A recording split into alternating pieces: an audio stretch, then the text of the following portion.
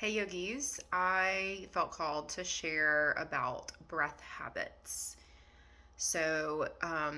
Those of y'all new to watching my videos, I am a breath worker.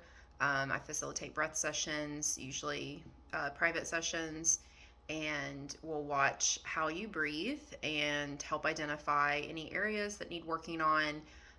Are you only breathing into your chest? Are you only breathing into your belly?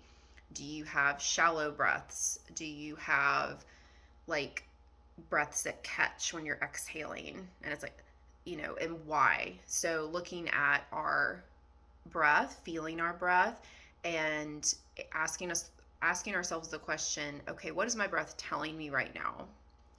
Because when you think about it, our breath is with us all day, every day, right? So it can tell us how we're feeling in any given moment.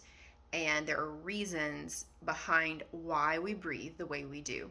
Every single person on this earth has a different breathing pattern and breathing habit, usually based off something that happened to us when we were younger. It can stem all the way back to when we were born. Birth trauma is a thing for all of us. How we're born is going to affect us in some sort of way, and it's going to create certain behaviors in our lives based off survival. This is just some training, some information that I've learned over the past couple of years, and it's fascinating though because it brings more awareness to, oh, that's why I do that. Okay, it kind of gives some validation to a certain reaction we might have in daily life. Okay, why do I get so angry? Why am I impatient? Why do I not complete projects? Just everything. And then once we're more aware of that, then we can choose, okay, is this something that's holding me back? Is this something that's keeping me stuck? Is this something that's keeping me scared to move forward? Okay, so now find the solution. I'm all about, okay, I figured out the problem. It's okay that I have it. I'm not going to feel ashamed for it. I'm going to take a breath.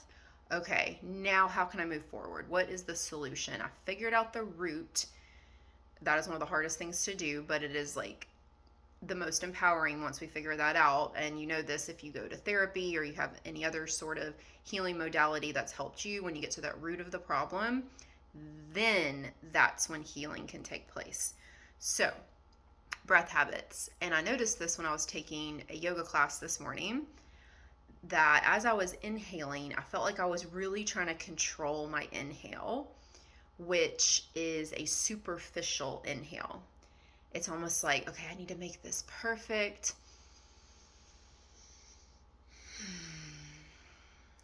And I could tell I was like scared. I was holding back from just taking a deep breath in. Like really committing to life, accepting life, inviting a new type of life in. I was just keeping it on the surface. So, according to one of my handy dandy manuals for breathing, a superficial inhale, when that happens, that person needs to reinforce their connection with life. And this can happen more in women than in men, because women are not supported in taking the reins of their life. So these are all just suggestions, right? Men have ruled the world for quite some time, so women, we still have this holding back of, is it okay if I do this? Like, do I need to ask permission to do this? So breathing too superficially is a way to stay in the comfort zone and avoid starting a process. That spoke so much to me because there's so many little projects I want to start, but I hold myself back from starting them all the time. And so, therefore, then you can say an affirmation, something that can help unblock that type of breath, that type of emotion. So therefore, I'm going to pull more on my inhale, or I'm going to breathe deeper. I'm going to say, I can achieve whatever I want. I can achieve whatever I want. I can choose life. I deserve life and all the good inherent within it. I deserve life. I choose life. And I notice when I say these affirmations that it's almost hard to say, but it's also relieving to say. So that's an indication that I'm on the right path. That's what I need to keep telling myself, to take that deep breath without feeling like I have to perform the breath. I think that's a good way to say it. Like I feel like I have to perform, and especially if you're a seasoned yogi, I'm going to say this, we are control freaks. We really are. We want to control the breath and inhale at the right moment and exhale at the right moment. And if we don't, then the sky is falling. But that's not true, right? We've been trained so well to lift our arms up on the inhale, fold forward on the exhale, that this is probably more so in seasoned yogis, that we're controlling the breath too much. We almost need to let go of that control and just watch the breath happen. And notice how hard it is to just watch the breath happen, because the second you start to watch it, then you're like, wait, am I controlling it or am I just watching it? What's happening? But that's meditation too. That's meditation, is just learning to watch the breath over and over and over again. So, other type of breath habits, and as you're listening, if you're still with me, pay attention to your breathing pattern, your habits, and when your breath changes. Why did your breath just change? What just happened in your life, in a situation? Did someone walk into the room who stresses you out and your breath changed? Did you get into a situation, a social situation, and your breath changed? We all know when we see something beautiful, like it catches our breath, right? It's like stops us from breathing, but in a good way almost, because we want to like savor this moment. So for instance, those of you who have trouble exhaling, that one's easy. You have trouble letting go. You have trouble releasing. So practicing just dropping your exhale, let it fall out of you. Another one is if you have trouble holding your exhale at the bottom. If you cannot hold your exhale out and you're like, I gotta inhale again.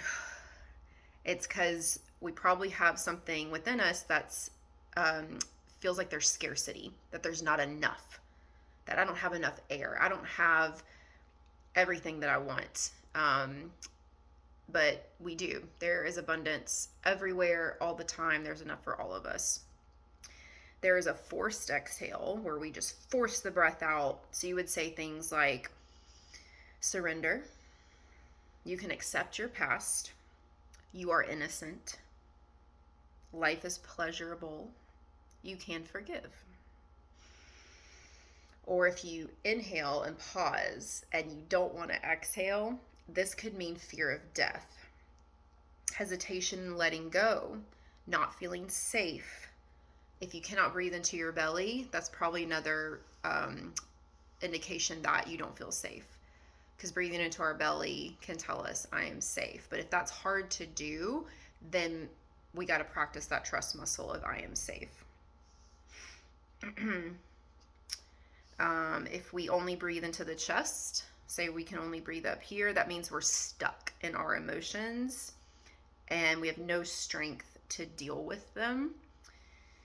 So focus on breathing into the abdomen.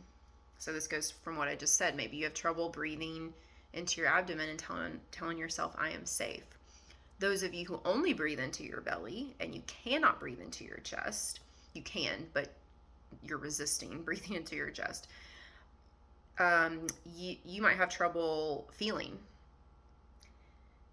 You might have trouble trusting your inner resources. You might have trouble showing vulnerability, processing your emotions, right? Breathe into your heart. Those of you who just rolled your eyes and you're like, okay, whatever. You don't want to feel. You don't, like, maybe you feel like you don't deserve love. Could be something like that. So again, these are all just examples of what our breath can tell us. And once we know that, okay, what's the solution?